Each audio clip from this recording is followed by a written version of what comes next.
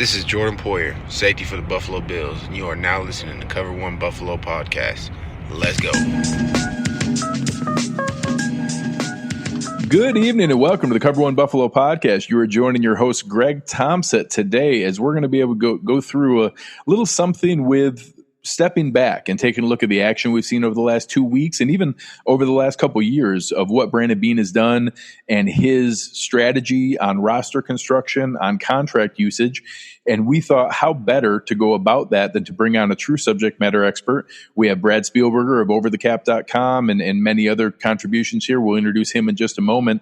But before we get into that, make sure you're checking out everything we have going on at cover1.net. Have a lot of awesome stuff coming up there. We'll continue to bring you guys as much content as we can to keep you occupied as all the realities of the outside world are going on. Hopefully we can be a healthy distraction for everybody here while we're dealing with that. We have awesome draft breakdowns, things from Christian, things from Russell. Eric's doing awesome video breakdown. Come on over. It's only $10 to join as a premium member. We're doing in-depth video breakdowns of all kinds of different things, checking out the way that each of these signings fit in, what the roster battles and positional competitions are going to look like, where that fits in and the long-term fit, what is the domino effects on the draft and who that could put into play in these different areas. So come on over, check us out, cover1.net, jump in the premium Slack channel. We've got guys in here watching Brad and I record now, being able to talk with us. If you want to be a part of that, come and check it out. But without further ado, someone that many of you guys see on Twitter, you see him at BradOTC, and someone who's a contributor at PFF, a contributor at OverTheCap.com, and someone who's taken this a little bit more seriously than just a hobby. Brad, how we doing? Doing well, all things considered, down in New Orleans, which is not one of the better places to be, but, myself and my family are doing all right, so things could definitely be worse. Yeah, and obviously, hope you guys are being safe and able to stay sane in your own little bubbles in a little world. Obviously, some of the news coming out of that region is definitely very serious, so certainly wishing you guys all the best. For anyone who takes a look at your profile, they'll see that, obviously you did your undergrad at Vanderbilt, fantastic school. Now you're doing your law degree at Tulane and actually a part of the player negotiations board that's there and done some internships with NFL teams. This seems like more than just a hobby. Is this something you're hoping to turn into a career? Yeah, definitely. The plan was definitely to make it a bit more of a hobby. Was an econ major at Vandy and actually was very involved in the sports econ program there. So even going into law school, I chose Tulane actually, a good law school, but it really is known for its sports law program. And so that's kind of what led me to Tulane. And you mentioned the pro football negotiation competition, which is kind of the number one reason I went, honestly, the biggest event, which is about 48 schools from across the country flying to Tulane, flying to New Orleans with probably 15 to 20 NFL executives, front office members, agents, whatever it may be. And we do mock negotiations, right? So it'll be, all right, it's Amari Cooper's coming out for a new deal this year. You're the agent. You want this amount. You're the team. You want this amount, and hash it out. So I was on the board this year that ran that competition this year. Went pretty well. Awesome. And yeah, obviously trying to turn it into a long-term career for sure. Well, before we get into all the fun and details, if you had your choice, do you see it more on the player representation side of things, the NFLPA side of things, or would you rather go down the path of joining a team for the Bills, maybe becoming the new Jim Ovendorf or someone who's negotiating the contracts for a team? Where do you see your vision in the future? So I'm definitely hoping to be team side. And as you mentioned, the contract negotiator, generally it's called the football administration director or football administration coordinator, underneath the GM, obviously, or underneath football ops. That is the goal. I'm not really trying to do agency. Probably more opportunity there, but also more opportunity to, fight over 18-year-olds and not have much success. So, yeah, that entire recruitment world boggles my mind how that happens, and I don't envy anyone trying to fight through that world. But I sent over some notes before the show, and I think it's good to kind of set the table here that we've now had a little bit of time. You've seen Brandon Beane have to go through various phases of this. And obviously the initial one was, okay, how can we patch enough holes to be competitive and prepare to really take our medicine?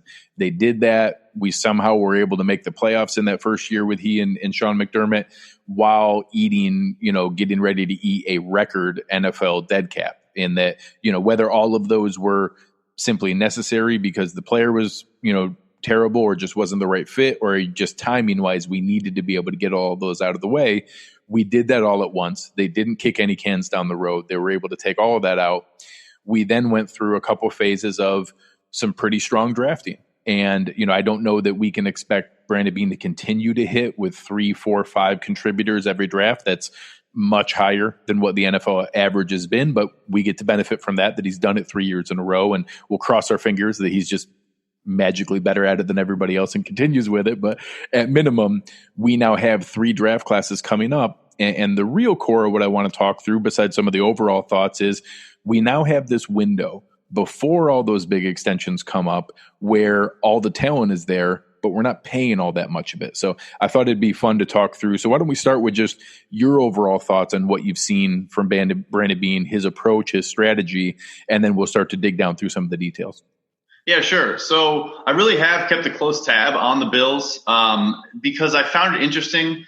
For the most part, I tend to think that hiring the head coach before the GM can be a puzzling move, in my opinion, just because I feel like the GM is generally more of a long-term thinker and the head coach is probably more trying to win now. So I probably criticize that move, honestly, like the way they did it, but they're an example of how it can go right.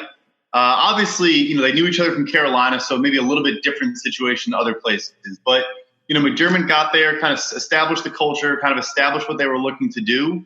And Beane very seamlessly came in and kind of just continued that path. And it really has, gone very well. First thing you mentioned was the complete reset. It was very smart of them to just eat all of that dead money right away, purge the roster. You're going through a rebuild anyways. You're probably going to look for a new quarterback. And as you mentioned, try to capitalize on a rookie window, all of that. So not kicking the can down the road and not trying to, maintain that, that playoff roster that they did have and kind of falling for that fool's gold was very smart. And it set them up for where they're at now, where you have a clean cap, you have a ton of money coming into this offseason, you have a lot of good rookie contract players, and you're not hampered by, old money from old players kind of still sticking around. So in an overall sense, I really do think they've done a great job. From a cap perspective, they've done a phenomenal job. And from a culture perspective, they've really, you hear players excited about going to join the Bills, just excited about going to talk with them, which I'm not saying that wasn't always the case, but, I don't think you didn't hear as much as you do now, that's for sure. Yeah, and I'll say there's a couple indicators that you can always tell are real from that, because I think a lot of guys, Josh Allen, for one, is everything you could want to design off the field for a quarterback. We won't get into that today on whether he's the franchise quarterback or what things he needs to improve on. Off the field, he says every single right thing in every press conference. He's constantly recruiting other players, talking, pumping things up, saying the right things in the media. But beyond that, trickled down throughout the roster over the past 20 years or so, you didn't hear other players chiming in. You didn't hear the marketing face of the organization saying anything about recruiting. And now you get these messages constantly, and you see other guys chiming in on Instagram, on Facebook, on Twitter, on, all the different social media platforms, recruiting other players when they come up and going out of their way to explain to guys why you can come be your best self in Buffalo, what they've put together with right now the best health and wellness facilities in the entire league. They were able to go through the whole season. At the end of the year, we had 4 or 5 guys with really serious rotator cuff and core groin surgeries that they were able to manage through that during the year. And I think that kind of stuff where they're able to say that, hey, they're going to pay the going market rate. We're not looking to gouge anybody. They're going to give team-friendly structure, but if you play well, you can earn your money, and they're going to take care of you in a nice environment that is going to help you stay healthy and earn that next contract. And then you hear the players echoing that and selling that to other free agents and other players and other trade people. We never heard that before. So that's how I take it as more genuine than just somebody who, hey, it's kind of my job to say good things. You hear other guys echoing that we didn't before. Yeah, no, I totally agree. And I think you also, touched on a very important piece, which is now that we're in this, social media society, I do think players did look to go to big markets previously because they felt that, both outside of football, but also inside of football, just, hearing someone's name being mentioned more on ESPN may have led to another good contract, because that's kind of how things work. now that you can have as big of a voice, in Buffalo as opposed to, in Manhattan, the Bills focused on all those intangibles like you mentioned. Phenomenal health and wellness facility, supporting their players on and off the field, and it's genuine. You can tell it's not, it's not fluff. It is a real. They really care about their players and care about putting them in a position to succeed. Again, both on and off the field. And yeah, like you said, I see Jordan Poyer tweeting, Trey White tweeting, like all the guys are talking about it for sure. Yeah, so it's exciting to see that. And now, to explain to some of the folks listening here what we mean by some of that window that you and I had both touched on, obviously you're now getting to where that first draft class are coming up on their contract extensions. And we have some very easy ones that, guys like Trey White, Deion Dawkins, Matt Milano are players you want back. Right on the heels of that, we're going to have Josh Allen, Tremaine Edmonds, and Harrison Phillips. Right on the heels of that, we're going to have Ed Oliver. You're going to see, hey, is Taron Johnson a guy you want back? Saran Neal, all these other players that they've started to build up. Those are awesome problems to deal with of, hey, which of the talented players that we drafted can we afford and want to re-sign? And the benefit of really taking all that medicine is you're not having these problems that all of a sudden, hey, Jacksonville had to give away Calais Campbell, all these other things that people are trying to sell off these contracts just to be able to absorb it. The mass exodus you saw out of Minnesota. Minnesota had one of the most talented rosters in the NFL and just lost 6 or 8 key contributors because they were all getting so expensive.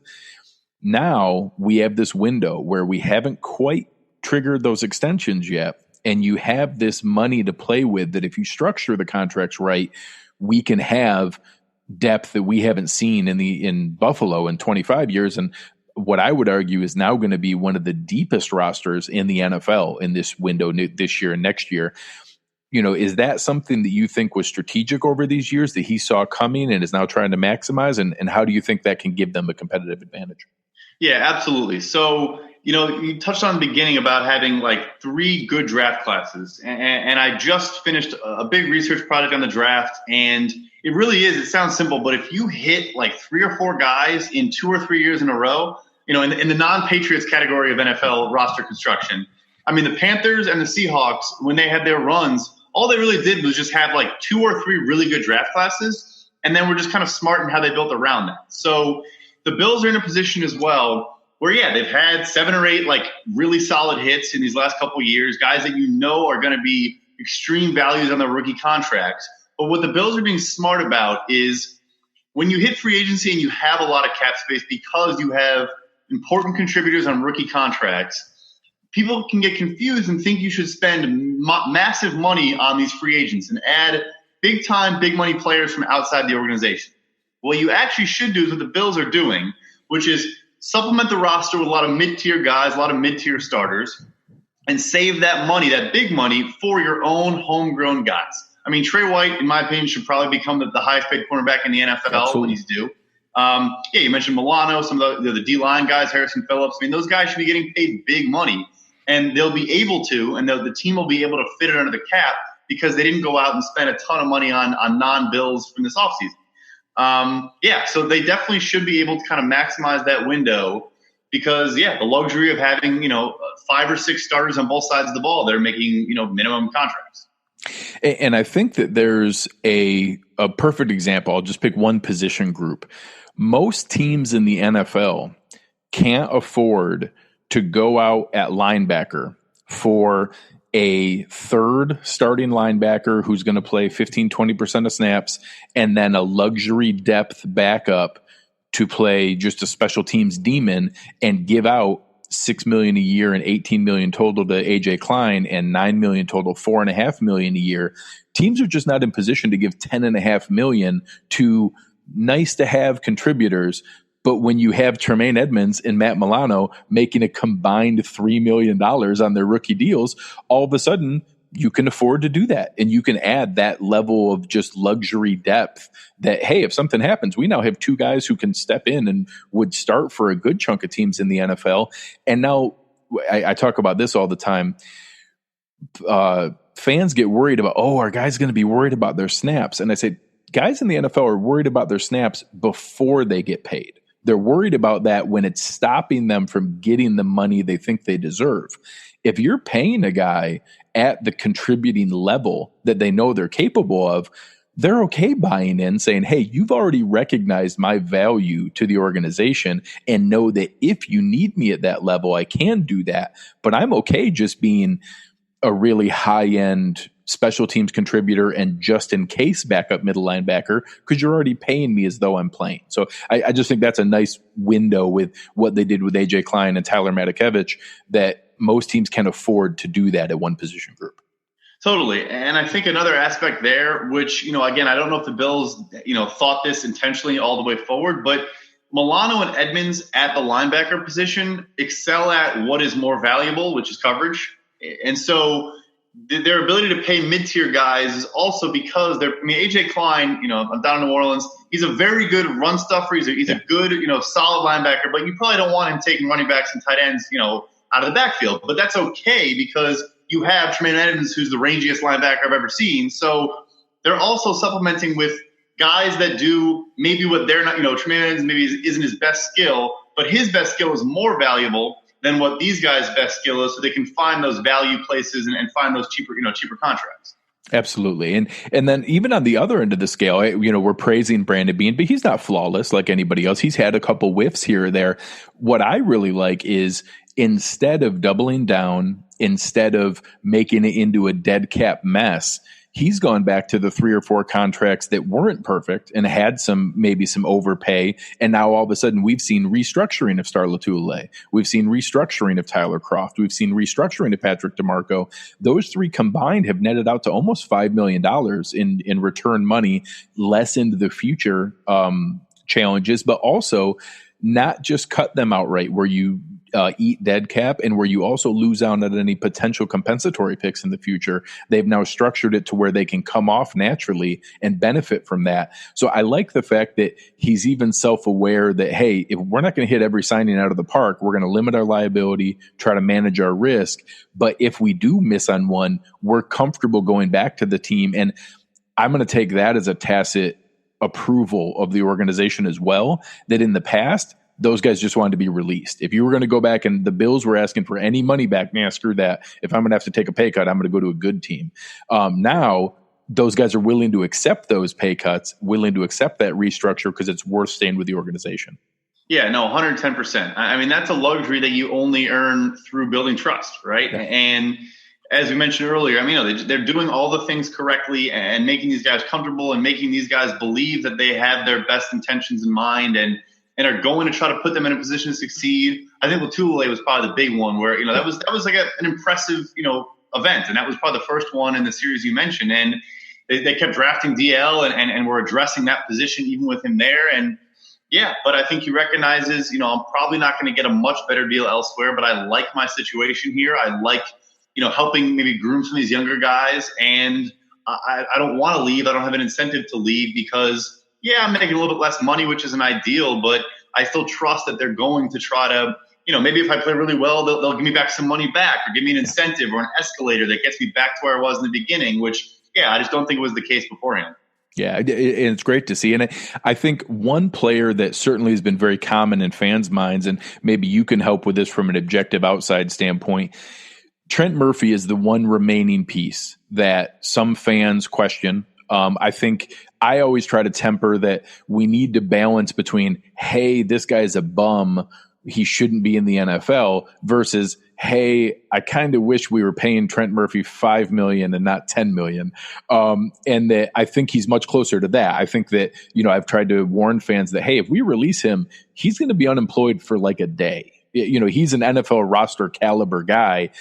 Ideally, I'd like him more as our third rotational defensive end. Well, hey, all of a sudden, we add Mario Addison. We add Quentin Jefferson. That's kind of what he is now. And yes, is that a little more than I'd like to spend on that level of contribution?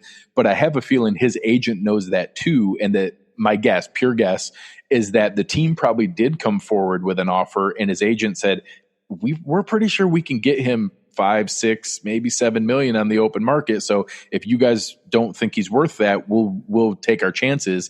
Do you think that's a fair guess, or why do you think we haven't seen that with Trent Murphy when we have with the other 3 guys? Yeah, no, it's a fair question. I mean, I do think a bit of a signal was sent just by the fact that, he is still making that good chunk in this year, but they maybe could have tried to negotiate an extension. But to me, Mario Addison almost seems kind of like them choosing for the future, for the next, because Mario Addison's deal, he'll be a bill for this year and next year. For sure. And I think that Trent Murphy, maybe could have, like you said, could have been that same, 30-year-old, guy that gets kind of a decent mid-tier deal. And maybe his agent and him decided it wasn't in his best interest. So he just said, no, I'll ride out this last year of the deal. It's a little bit more than maybe you want to pay, but then I'm going to be a free agent after this year. And like you mentioned, compensatory picks or something like that. So they're both addressing the future while also letting Trent, kind of see the end of his contract. It's a good question. I think that it comes with the luxury of having the space that, they, as you mentioned, they want to pay him $5. I think he's making 7.9 or something like that on the cap this year. So, the other teams maybe don't have that luxury of, all right, we can spend $2.9 million more than we'd like to. The Bills do. Yeah, and it's just a nice position to be in. And he's a guy that I'm guessing he's going to be watching the draft pretty intently. If all of a sudden, oh man, Yetur Gross-Matos falls to pick 54, I have a feeling that they're going to be on the phone trying to figure out what's next. But all of a sudden, if just the best player available board falls, that our first three picks are a running back and a wide receiver and a corner, and all of a sudden it's a developmental sixth rounder, he's probably feeling a little bit better about things. Right. So it's going to be very interesting. We have a couple positions like that. And I know one we talked about before the show was the offensive line and how they're maybe not spending at the high end of the pool. And that we didn't bring in a Jack Conklin. We didn't bring in, somebody, a franchise tag guy like Scher for Tooney. But we've brought back all the depth we had last year, which was already a pretty versatile unit, and added Darrell Williams now. And being in that kind of position is going to be really interesting. From an outsider, what are your thoughts on where some of those movable pieces could be plugged in? Yeah, I think that they definitely weren't interested in, adding a Conklin or one of those guys, but I still think they might be interested in maybe like a Jason Peters or a Kelvin Beachum, kind of a, older guy, but a very good player, very solid player, has a year or two left, probably get him on, I wouldn't say a discount, but, cheaper than what they were making in their prime, maybe like a 1 year, $8-9 million for Peters, something like that. I think they definitely are probably sniffing around that market if I had to guess.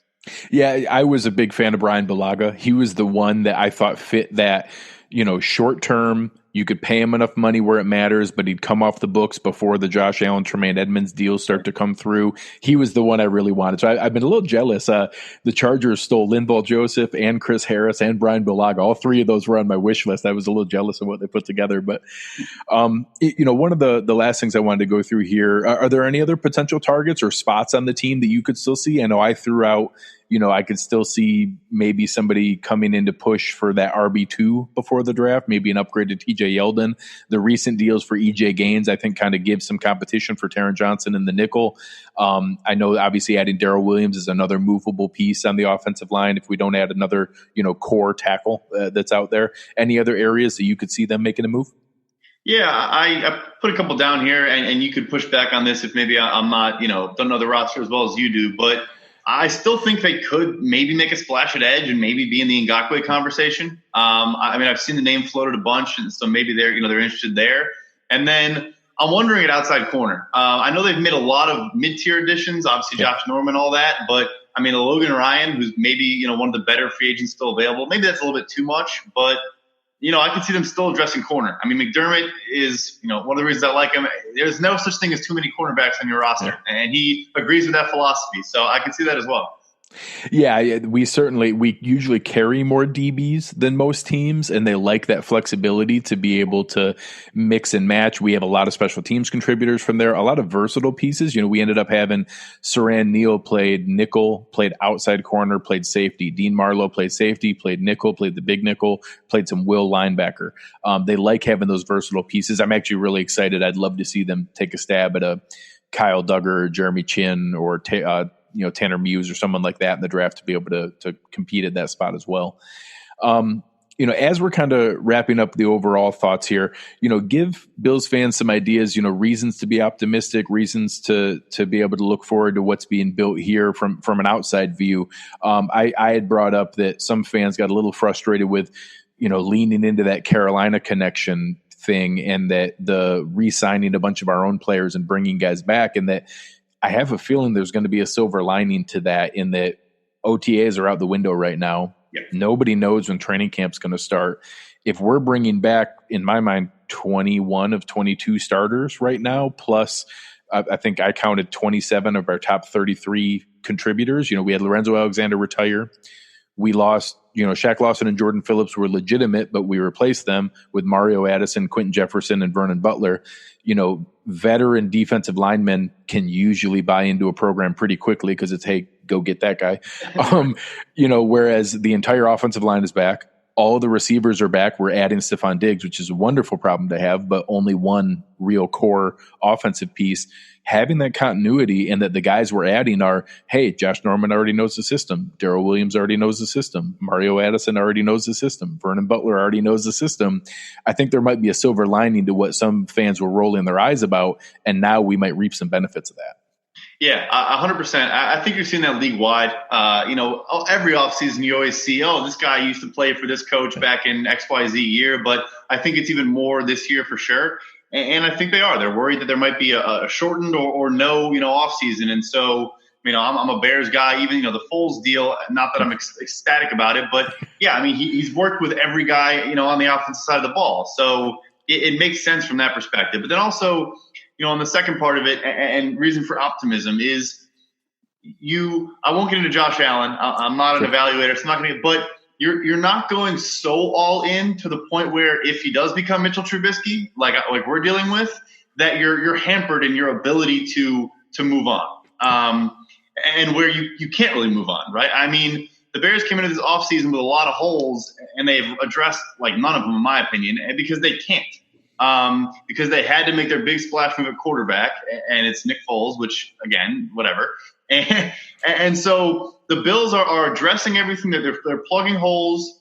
It could work out. It might, but if it doesn't, they have an ability to very quickly reload and hit it right again and see if they can run it back and keep that core they have and not miss a step.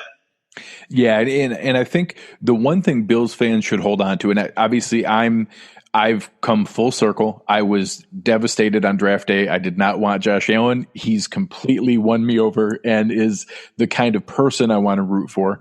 I saw enough improvement from year one to year two to, at minimum, convince myself that, hey, he wasn't one of those Elite 11 guys. He wasn't one of those guys going to an air raid offense in college. There were genuine evaluators that both Joe Marino and I talked to that said, we're not exaggerating here. We legitimately think he was 10,000 reps behind Baker Mayfield, and that he just literally had thrown the ball that many fewer times by not being in that situation. That I think there's a better than normal chance that you see improvement from year 2 to year 3 that you may not get from a guy who was maybe more pro ready coming into the league. Now he has to improve. There are areas he needs to do that. But the biggest solace that Bills fans have is we're going to know by the end of this year. They've now built, I will argue, the best other 52 in the NFL. Right. Maybe arguable with San Francisco, Baltimore, some other teams like that. Their other 52 guys are the deepest roster in the NFL. You now added Stephon Diggs. You have the exact same line back with some additional complements to it. We haven't even seen what they do in the draft. We're going to have what was already a top 3 defense in the NFL, and we added pieces to that. They're going to know for sure and going to be able to make an informed decision. Now, obviously, we're all hoping that it's an easy yes, and that next spring we simply exercise that 5th-year option, which from the math I'm seeing is going to be $24 million and just the 5th-year option with the new numbers, and it's guaranteed in the 4th year and the 5th year before you even get into the extension. So that's a legitimate number now. That's not some easy decision, but they're going to have all this season to decide that and to be able to see him play. And I think all of us are going to know in our gut after what we see with this roster they put around him that either, yeah, this is our guy, let's go, or hey, we got to plan elsewhere. So obviously I'm hoping sadly not to be in your guys' position, that you're in that Trubisky spot. But if they are, you've built all those other structures. You don't have to make that decision on the 5th-year option, and you could pivot if you need to, because they're already building in that $23-24 million bubble, and that we all hope it goes to Josh Allen. But if it doesn't, there's other people you could give $24 million to make this roster work. Yep. And like you said, it's a luxury where, again, like guys get hurt, whatever, but you have a good roster everywhere else where you'll know, like if it doesn't work on offense, like you probably know, where the issue lies, right? And so that's key, because it's very easy to just assume or just to fall for, well, if he had this piece here, if he had this piece there, maybe it's not him. Yeah, it takes that aspect, that element out of it. So no, 100%. And as you mentioned, you've obviously earmarked that money for that year. So, worst case scenario, it doesn't work out. The first year cap hit of you signing a free agent quarterback, or if that's the route you have to go, you'll already have probably more than you need for that person. And if the roster is as great as it looks, you have another good draft class, you could sign like a Teddy Bridgewater of 2021, whatever, 2022, and that could be a 12-win team for all you know. Yeah, it's the good fortune here. So again, I don't want any fans to think that we're planning as though we need to move on from Josh Allen. I'm not. I do think that he has the legitimate potential to be the answer that we need.